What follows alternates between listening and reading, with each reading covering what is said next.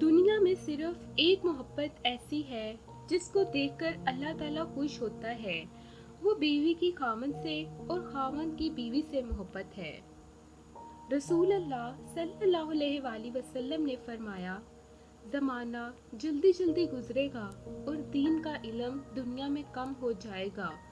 दिलों में बखेली समा जाएगी और लड़ाई बढ़ जाएगी। रसूल अल्लाह सल्लल्लाहु अलैहि वसल्लम ने फरमाया कि खाला माँ की जगह होती है। रसूल सल्लल्लाहु अलैहि वसल्लम ने इरशाद फरमाया, जो औरतें दुनिया में बारीक कपड़ा पहनने वाली हैं वो आखिरत में नंगी होंगी।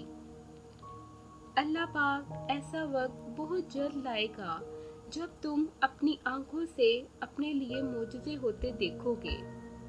निकाह माँ बाप के रिश्ते के बाद सबसे खूबसूरत रिश्ता निकाह से बनता है।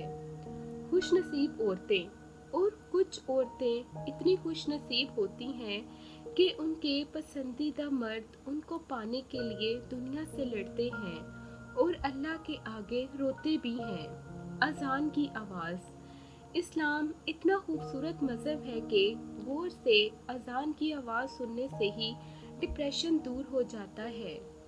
दो नमाजें रसूल अल्लाह सल्लल्लाहु अलैहि वसल्लम ने इरशाद फरमाया, वो शख्स हरगिज़ आग में दाखिल नहीं होगा जो सूरज निकलने और इसके गुरूब होने से पहले नमाज पढ़ता है, यानी फजर और असर की नमाजें। कब्र की सख्ती नबी करीम सल्लल्लाहु अलैहि वसल्लम ने फरमाया, मैंने कब्र से ज़्यादा कोई और भयानक मंजर नहीं देखा।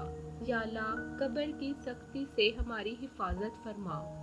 नबी सल्लल्लाहु अलैहि वसल्लम का वलीमा नबी करीम सल्लल्लाहु अलैहि वसल्लम ने हज़रत सफ़िया से निकाह के बाद जो वलीमा किया, इसमें न गोश्त था न रोटी थी, बल्कि वलीमे के खाने में खजूर और घी का हलवा तैयार किया गया।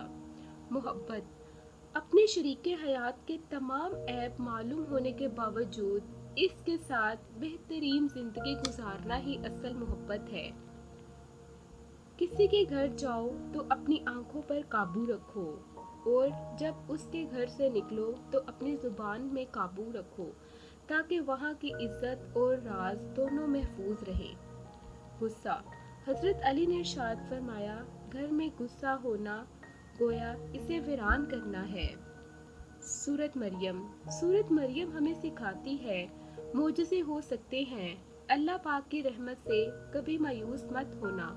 अल्लाह पाक अपने बंदों को कभी तन्हा नहीं छोड़ता। अल्लाह आपको मुश्किलात से निकाल सकता है।